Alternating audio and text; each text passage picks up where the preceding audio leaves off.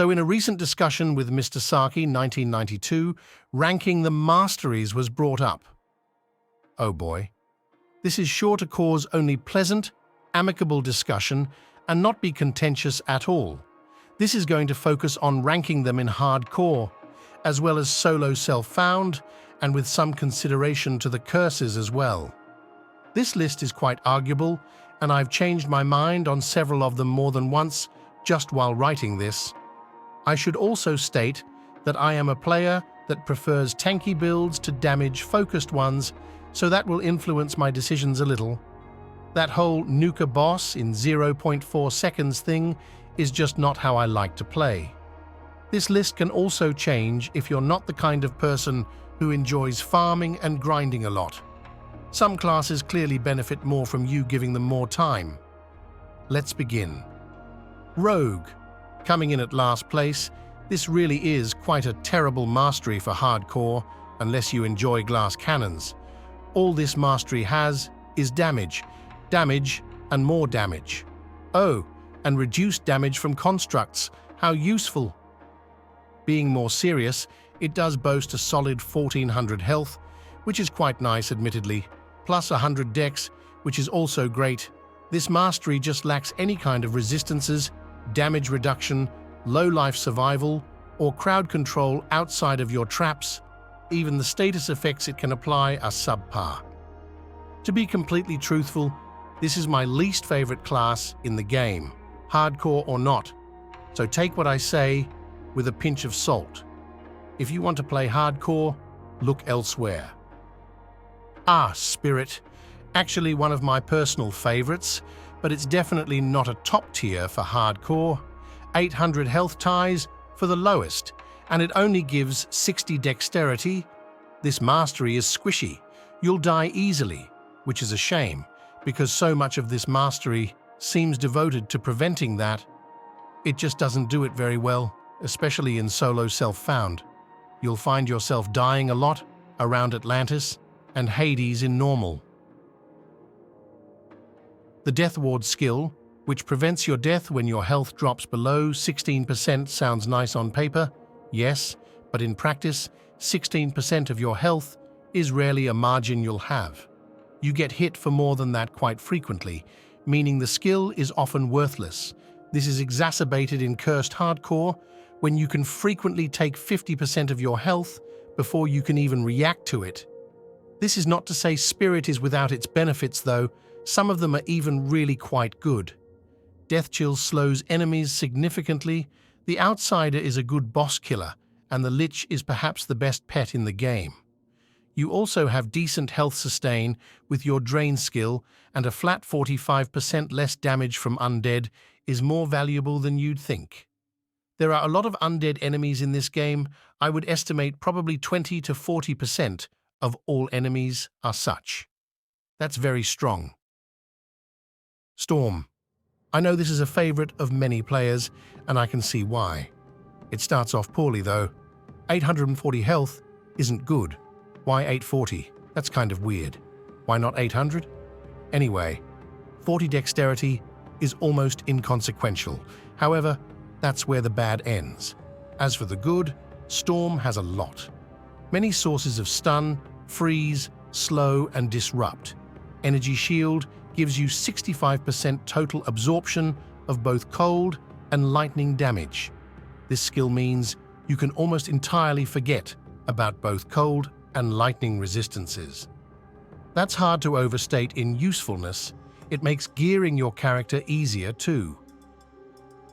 Throw on the Wisp, giving you another 33% cold and lightning resistance, and you're practically immune to those types of damage.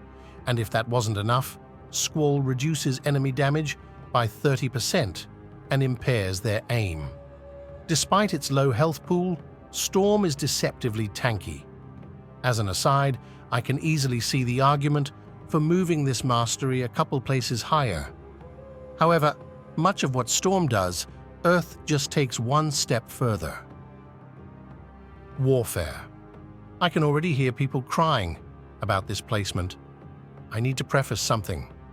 From this mastery and onwards, there are no bad options. Warfare is a solid choice for hardcore. It's just outclassed in my opinion. 1600 health is great, and it gives an okay 80 dex. It also gives movement speed, pierce, and physical resistance on your left click, which is hard to overstate in ease of usefulness. Dodge attacks giving 21% is also just fantastic. And you can't discuss warfare without bringing up battle standard, i.e. a contender for the best skill in TQ. Damage absorption, increased skills, and reduced enemy damage, it's frankly a little overpowered. The class also comes with some decent stun potential. So with all that said, why is this mastery ranked so low? Well, your flag can be destroyed. You have no resistance outside of physical and pierce, both of which aren't necessary in cursed hardcore. It has no worthwhile pets without significant gear, and it overall lacks options for controlling your character. Most of the skills are completely passive. Defense does this too, except it does it better. I find warfare is good for newer players, but other masteries just offer experienced players more tools to work with. I am 100% open to moving this mastery higher up though. As for all I've said, it is genuinely good. Earth. 60 dex is, while better than Storm, still nothing great. Same for its 900 health. Earth gives some stun, fear, and impair aim potential, which is okay. However, this is where it overtakes Storm for me. Heat Shield is just energy shield, but better. In addition to its 65% fire absorption, you also gain 15% physical resistance too, both of which are more common damage types than lightning and cold. Stone Skin gives you even more fire resistance, as well as 45 flat armor to all gear slots. Very strong. Your Golem pet does a better job distracting and tanking enemies than Storm's Wisp. Ring of Flame and Fire Nova reduce enemy defensive ability and impair aim. They're also easier to apply than Storm's Squall. Earth is just Storm, but 20% better. Again though, this is debatable, especially with Storm's enviable 30% damage reduction. Earth also has an invincibility skill, which is never a bad thing. Hunting. With 1400 health and 100 dex, Hunting starts off strong. You have good sources of stun, slow, fear, and entrapment, and a useful skill in the net. Now we get to the great stuff. Hunting is all about those juicy stats. 25% projectile avoidance, 100% reduction to entrapment, 18% increased move speed, an astoundingly strong 222 defensive ability, 72% poison resistance, and some early game health regen. Hunting is most likely the top-tier, normal difficulty hardcore mastery. That 222 defensive ability is obscene. It also has the ever-useful monster lure, which lets a skilled player toy with their enemies. Hunting has so much going for it, but sadly it lacks that punch, that extra oomph that the top 5 have. Nature. Breaking the top 5, Nature has much in its favor. Another of my personal favorites too.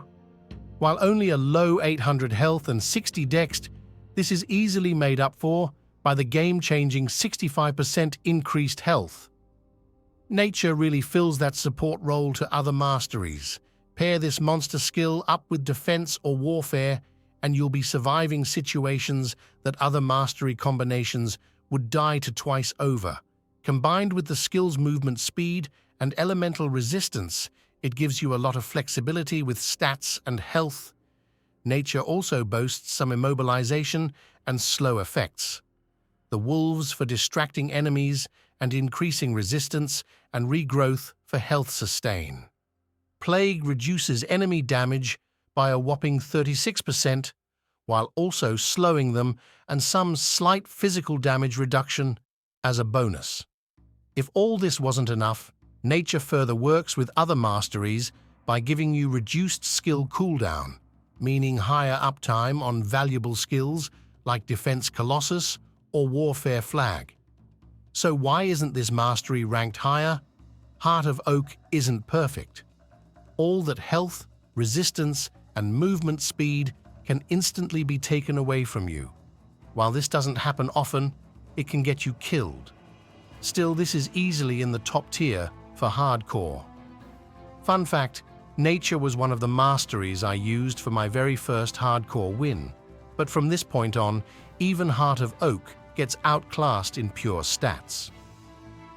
Oh Dream, how strong you once were. At one point in the history of Titan Quest, Dream would have unquestionably fought for the #1 spot at the top of this list. Sadly, and deservedly, Dream was hit with the nerf hammer.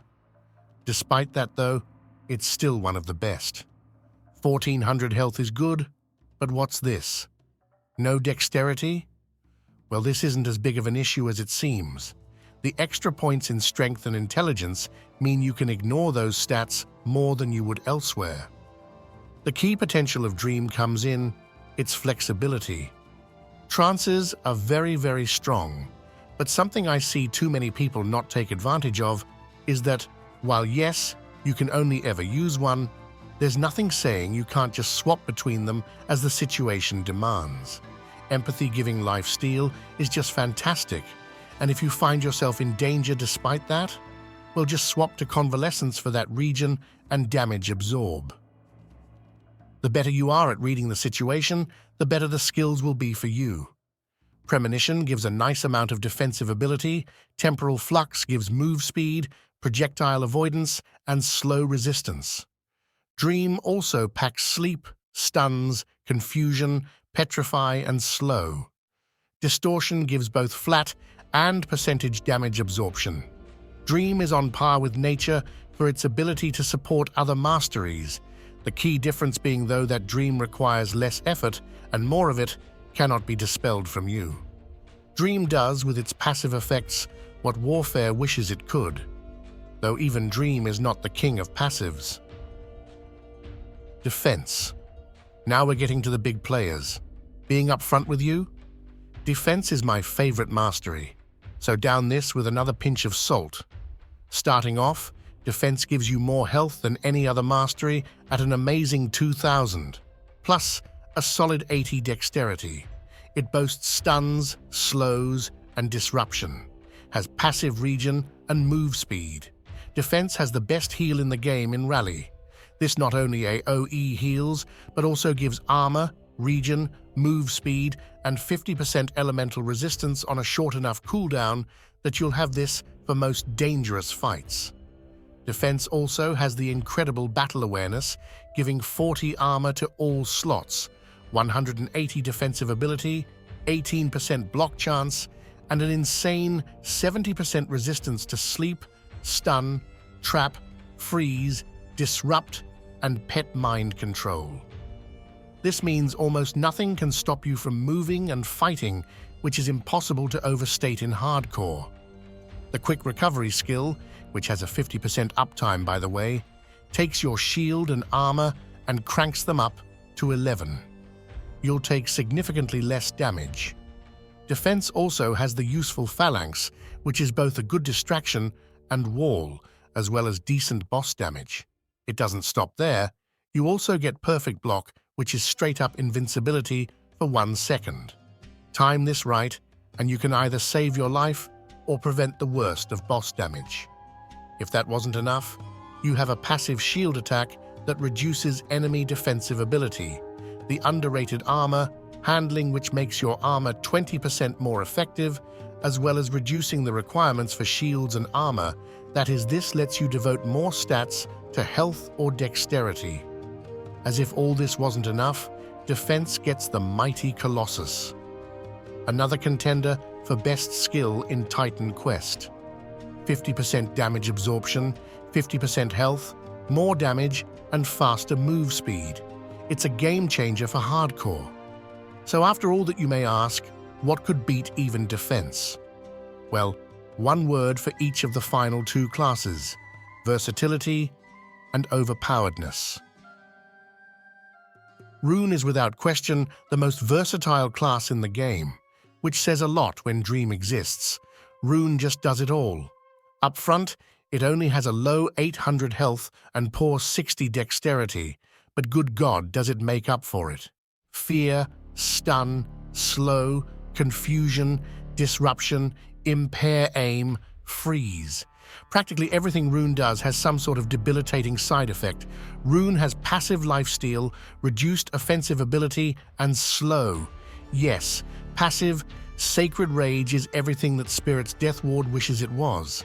It has 46% recharge, 46% total speed, 20% damage absorption, and 50% slow resistance.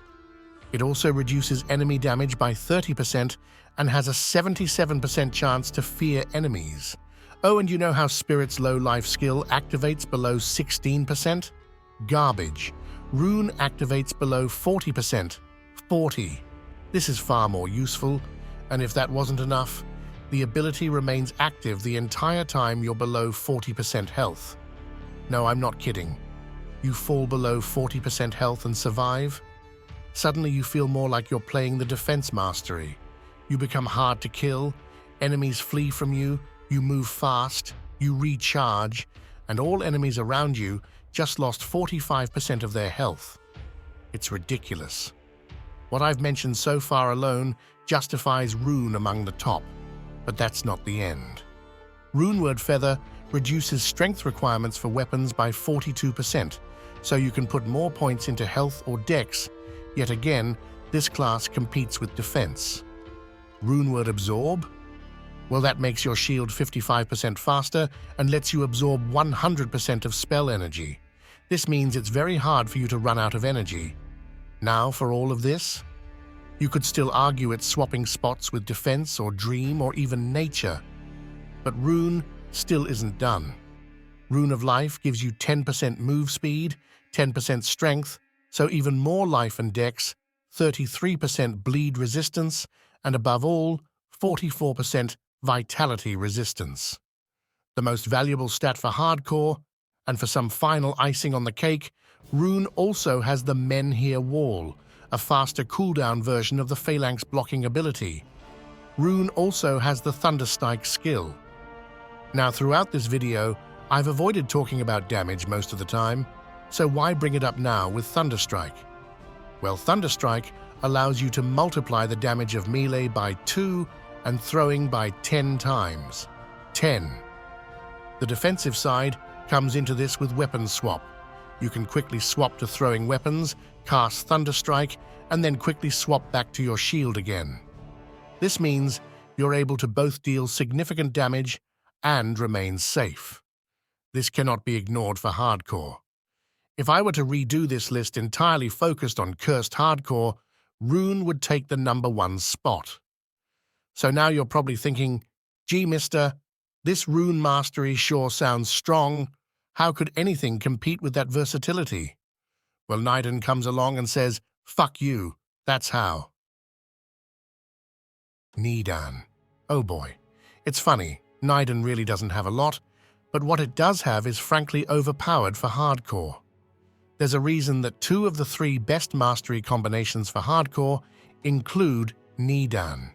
Defense plus Nidan and Nature plus Nidan are the combos you pick when you really don't want to die. So what makes the mastery so strong? It only has 900 health and 60 dexterity.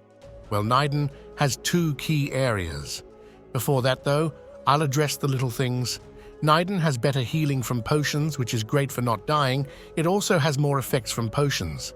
Nothing amazing, though. It also has passive movement speed and some decently tanky pets. Standard fare, right? Nothing that justifies the top spot. Well, now for the big ones. Nidan can cause impair aim, slow, stun, immobilization, fear, confusion, fumble attacks, petrify, and disruption. Rune thinks it can cause lots of effects. Nidan does cause lots of effects, but still that's not game-changing. This is where the Aura of Tranquility comes into play. 27% total damage absorption, 13% physical resistance, 27% elemental resistance, 13% to dodge attacks, 13% to dodge projectiles. This is like having a permanent Colossus and Dream Aura in one. You get everything you could want for hardcore here, excepting only vitality resistance. Battle Standard and Colossus fight each other for the best skill in the game, while Aura of Tranquility has already won. The only drawback this skill has is that it can be dispelled and drains a lot of mana, but nothing's perfect.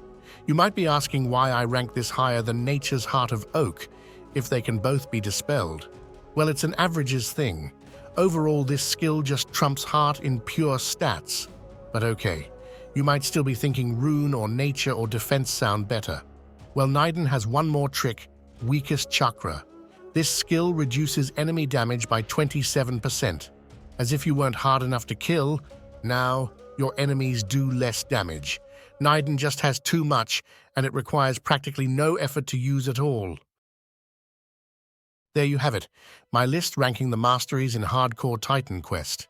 I could easily swap many of these around, and will probably change my mind a few days from now, but for now, this is what I'm going with. I would rank the list slightly differently for Cursed Hardcore, but nothing major. It would also nearly flip the list for a damage-focused ranking. For now, I'll leave you with some of my favorite mastery combinations for Hardcore. These are my top 3 Hardcore combinations. Not a lot to say, they all just make you really, really hard to kill. Monk, which is Defense and Nidan. Guardian, which is Nature and Defense.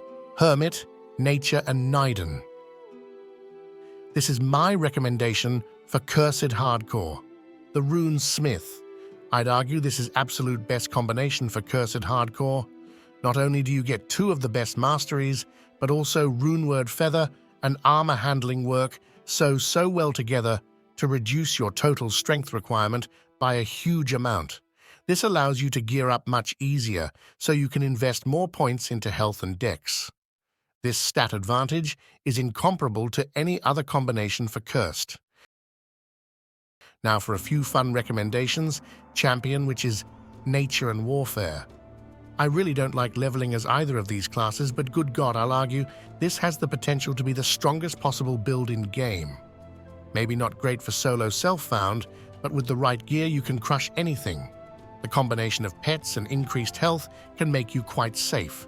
Shaman, Rune and Spirit Melee. This is really not very good for Hardcore, but it's the most fun Hardcore build I've played.